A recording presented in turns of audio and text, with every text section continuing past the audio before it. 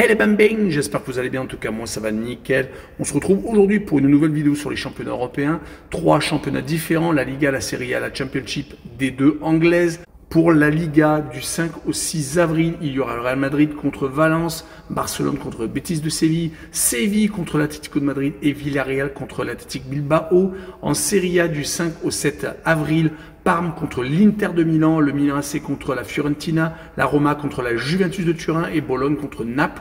Enfin, la Championship du 4 au 5 avril avec Blackburn contre Middlesbrough, également Coventry contre Burnley, Luton Town recevra Leeds United et West Bromwich Albion contre Sunderland. Voilà, n'hésitez pas à venir nous rejoindre sur le site VIP, les réseaux sociaux, tout est à l'écran et en description. N'hésitez surtout pas à mettre vos pronostics, vos critiques positives ou négatives, votre petit pouce qui va bien pour faire monter la vidéo le plus haut possible et n'oubliez surtout pas de nous rejoindre. On est en train d'arriver vers les 19 500. Merci encore. On jette un coup d'œil au classement de la Liga pour commencer avec Barcelone qui est premier avec 66 points, 3 points d'avance sur le Real Madrid qui est second, 3e l'Atlético de Madrid avec 57, 4e Bilbao avec 53 et 5e Villarreal et à 47 points. Les 3 dernières équipes sont 18e Leganés avec 27, 19e Las Palmas avec 26 et 20e et dernier Valladolid avec 16 unités, 11 points de retard sur le premier non relégable.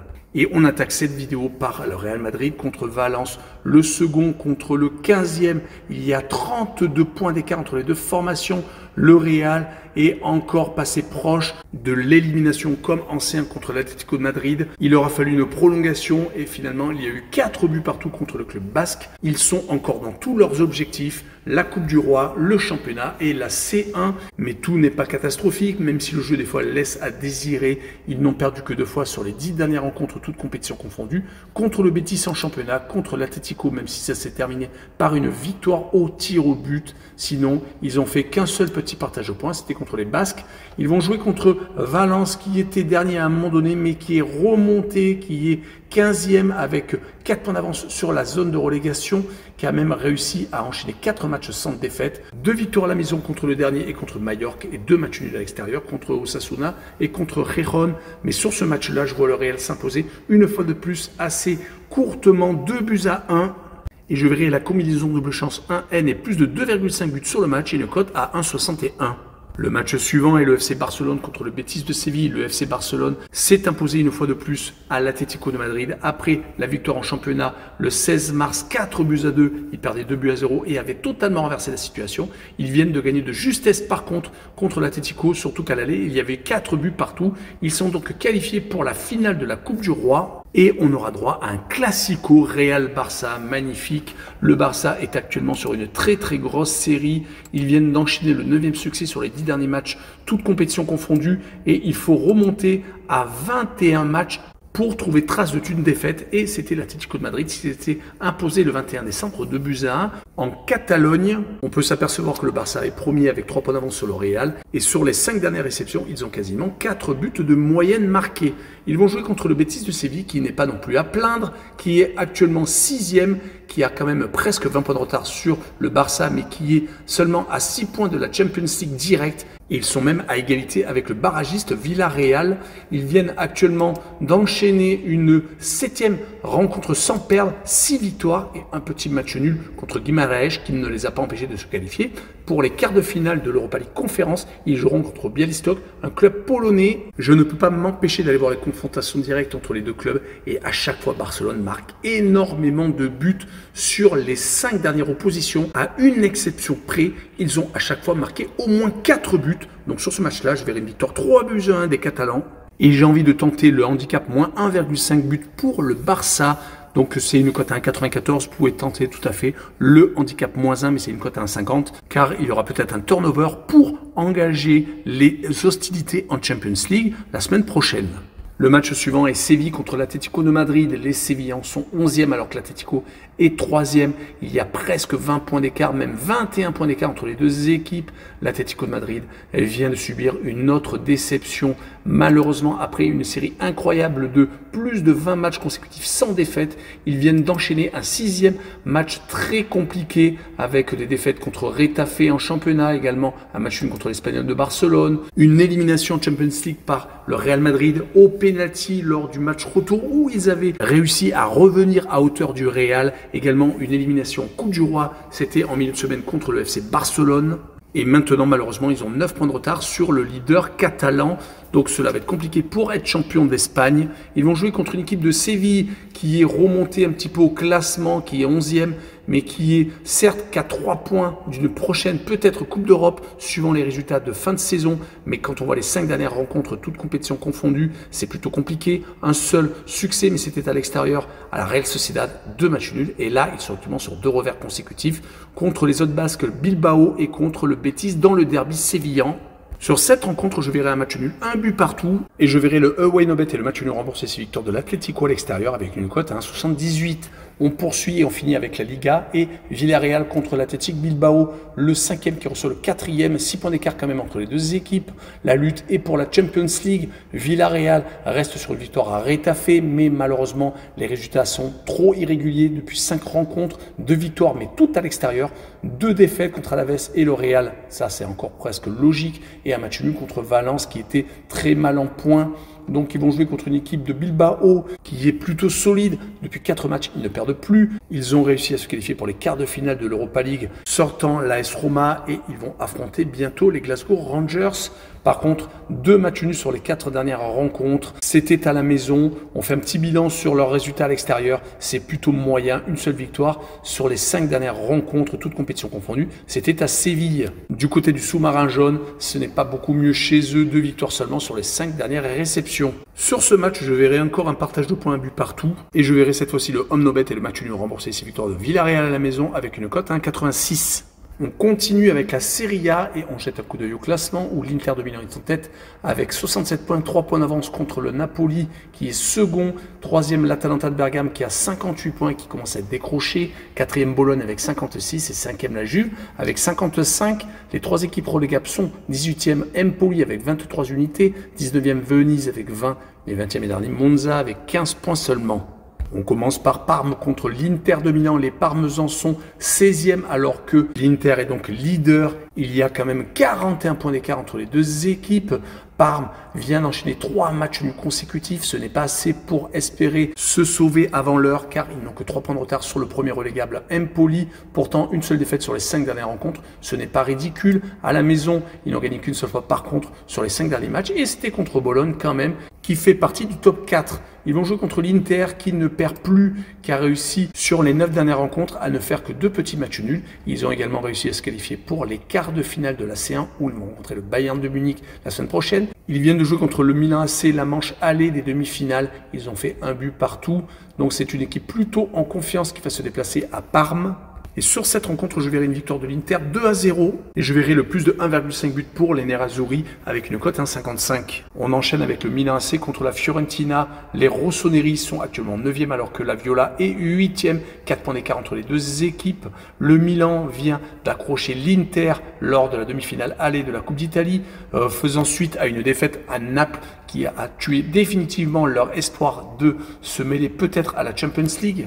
Car le retard de 8 points qu'ils ont avec la Juve va être dur à combler, même s'il reste encore 8 rencontres à disputer, en tout cas leur bilan sur les 5 derniers matchs, c'est 2 victoires seulement contre Lecce et comme 2 défaites contre Naples et la Lazio, donc des grosses équipes, et ce match nul contre l'Inter de Milan. Ils vont essayer d'enchaîner avec une deuxième réception consécutive contre la Viola, qui vient de gagner ses 3 derniers matchs, gagnant la Juve, se qualifiant pour les quarts de finale de la Ligue Europa Conférence. Ils vont jouer contre Celje, le club slovène, et ils viennent de battre l'Atalanta de Bergame. Donc ils sont plutôt en forme, mais tous ces matchs étaient à domicile, alors qu'à l'extérieur, malheureusement, leur bilan est actuellement de 4 défaites consécutives. Ne perdant pas obligatoirement contre des grosses équipes, ils se sont inclinés au Hellas Vérone par exemple, et au Panathinaikos. Sur cette rencontre, je verrai bien une victoire du Milan 2-1 qui n'a plus rien à jouer à part donc la Coupe d'Italie et le championnat, alors que la Fiorentina doit jouer la semaine prochaine contre le club slovène, comme je l'ai dit un peu plus tôt. Et je verrai enfin la combinaison double chance 1N et moins de 3,5 buts sur le match avec une cote à 1,84. Le match suivant est la Roma contre la Juve, un des classiques italiens, le 5e qui se déplace chez le 6e. Les Romains sont sur une très belle dynamique, même s'ils viennent d'être éliminés de l'Europa League par l'Athletic Bilbao. Ils ont perdu le match retour alors qu'ils avaient gagné le match aller, mais avec un but en moins en Serie A. Par contre, ils sont actuellement en train de faire une remontée fantastique. 9 succès sur les 10 dernières rencontres, c'est vraiment impressionnant. Ils n'ont même plus perdu depuis 14 rencontres en Serie A donc. Ils sont 6e maintenant à 4 points de la Champions League. Ranieri fait encore des merveilles. Ils vont jouer contre une Juve qui vient de gagner enfin contre le Genoa. Cela fait seulement 2 victoires sur les 5 dernières rencontres. Rappelons qu'ils ont été sortis de la Coupe d'Italie par Empoli au penalty. Ils ne sont plus en Ligue des Champions ayant été sortis par le PSV Eindhoven. Ils n'ont plus que la Serie A et ils sont pour l'instant dans les clous pour y être. Ils sont pour l'instant barragistes, mais ils ne sont qu'à 1 point de Bologne et à 3 points de l'Atalanta de Bergame. Sur cette rencontre, je verrai une victoire de l'AS Roma 1-0 et je verrai le draw no bet et le pari remboursé 6 match nul avec une cote à 1,69. On finira avec la rencontre du lundi 7 avril entre Bologne et Naples. Le 4e contre le 2e, un duel au sommet avec 8 points d'écart quand même entre les deux équipes. Bologne est également sur le même train que la Roma depuis 6 rencontres. Ils n'ont que des succès, ont réussi même à enchaîner 3 clean sheets consécutifs contre la Lazio, gagné 5-0, contre Empoli en Coupe d'Italie, gagnant la demi-finale aller à l'extérieur 3-0 et ils avaient également gagné à Venise 1-0. Ils ont réussi surtout à remonter au classement et à donc dépasser la Juve et l'AS Roma. Du côté du Napoli, ils sont encore en lutte pour le titre, mais depuis 10 rencontres, il y a quand même 5 matchs nuls, une défaite contre Comme et malheureusement que 4 succès, même s'ils ont été contre des gros bras, l'Atalanta de Bergame, la Juve, la Fiorentina et dernièrement le Milan AC. Sur cette rencontre, je verrai bien un 0-0 avec le home no bet et le match nul remboursé, c'est victoire de Bologne qui est donc invaincu depuis très longtemps avec une cote à 1,99. On finira par la Championship et on attaque par d'abord le classement. Sheffield United vient de passer en tête devant Leeds 83 contre 81. Burnley est également 3e avec 81 unités. Vous l'aurez compris, cela va se jouer à très peu pour monter en première ligue directement. Le 4e c'est Sunderland avec 72 points et 5e Coventry avec 59 unités. En fin de classement, les 3 relégables sont Cardiff avec 40 points et donc 22e, 23e Luton Town avec 38 unités et 24e Plymouth avec 34 points. Et on débute avec Blackburn contre Middlesbrough, le 7e qui se déplace chez le 11e. Il n'y a que 5 points d'écart entre les deux équipes. Pour l'instant, Middlesbrough est dans le ton pour aller en play-off. Ils ont gagné 3 de leurs 5 derniers matchs, mais tous ont été à la maison. Ils ont par contre à l'extérieur beaucoup plus de mal, même si ce n'est quand même pas ridicule, mais avec une victoire, un nul et 3 défaites, il y a quand même beaucoup mieux du côté de Blackburn. Malheureusement, ils s'étaient très bien classés à une époque, mais sont en train de s'écrouler. Avec 2 victoires, 1 nul et 6 défaites sur les 10 dernières rencontres, il faudra faire beaucoup mieux pour peut-être attraper les playoffs. Ils n'ont que 5 points de retard après tout sur Middlesbrough. Rien n'est perdu, mais seulement 4 victoires sur les 10 dernières réceptions. Cela ne porte pas à l'optimisme. Sur cette rencontre, je verrai un but partout entre les deux équipes avec le away no bet et le match nul remboursé. 6 victoires de Middlesbrough à l'extérieur et une cote à 2,03. On continue avec Burnley qui se déplace à Coventry, le 5e qui accueille le 3e. Il y a carrément 22 points d'écart entre les deux équipes. Pourtant, il n'y a que 2 places d'écart. C'est dire comme les 3 premiers sont vraiment au-dessus du lot. Burnley vient d'enchaîner un clean sheet de plus, 11 buts seulement encaissés en 39 journées dans ce type de championnat. C'est totalement hallucinant. Leurs 2 derniers matchs sont soldés par une victoire 2-0 à Swansea et 1-0, ce qui a suffi contre Bristol City. À l'extérieur, ils sont invaincus depuis 12 journées. Le dernier revers était à Millwall. C'était le 3 novembre depuis 12 déplacements et 10 clean sheets. Ils vont se déplacer donc à Coventry, qui vient de perdre à Sheffield United, mais qui a quand même gagné 6 de leurs 8 dernières rencontres.